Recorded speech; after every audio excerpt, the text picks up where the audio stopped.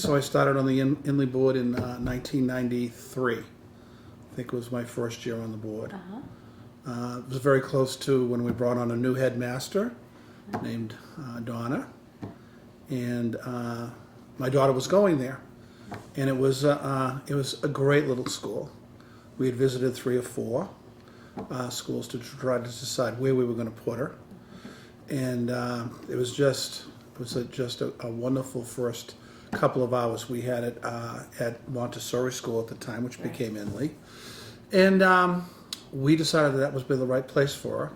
And as soon as we put her into the school, it was absolutely the right match for my daughter Sally. Everybody felt like the school could be a lot more than what it was.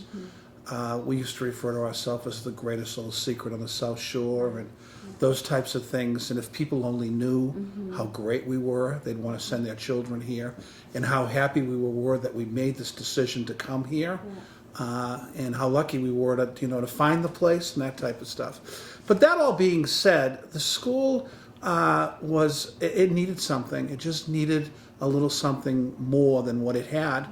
And so this group of people that I worked with on the board and Donna spent a year or 2 trying to figure out what it was we needed. And then we came up with this concept that the school would be greatly served if it had a large sort of multi-purpose room. But the biggest piece of it would be that it would be a theater. And it would really be a nice theater. But we could be used for many other things at the school that it needed, for assemblies. And so we set out to work to do it, which was in the beginning to raise the money for it, which was very interesting because we'd never really asked anybody for that kind of money for that kind of a project. It had always been smaller projects, smaller money in the past, but now we were really going to have a big project. When I look at it in hindsight, it wasn't really that big, but at this school, at this time, it appeared to be just absolutely gigantic. And sure enough, we got people to step up and donate. And in a relatively short period of time, we had enough money to be able to build a stripped down version of the barn with the option of being able to add things if we could continue to raise money. So we went forward and we started to do it. And then we added the things like the connector and just different things that made it nicer and nicer as more people joined in and gave money. And when we finally finished the barn, and I remember the first day when we dedicated it and we all went in, it was like, oh my word, what is this going to turn out to be?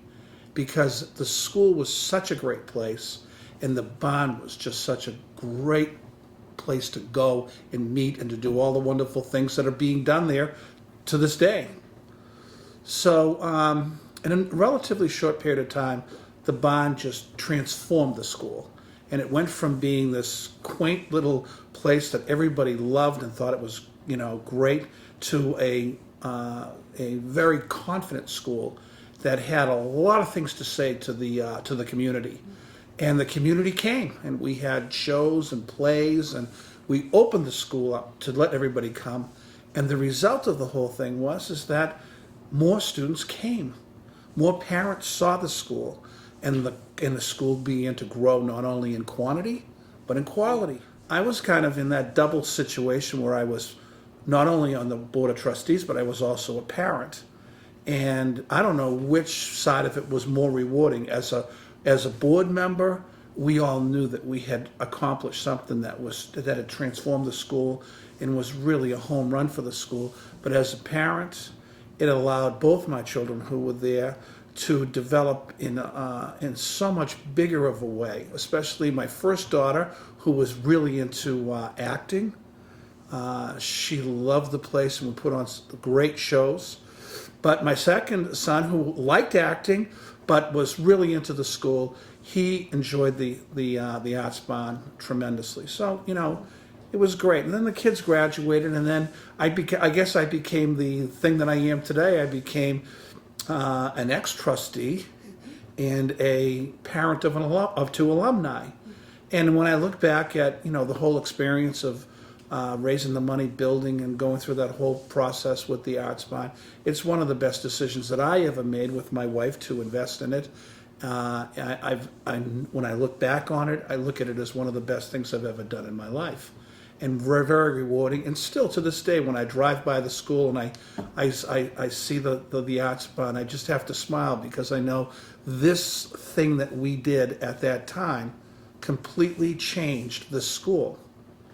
And so I've always been very happy that I did it, and I remain happy to this day.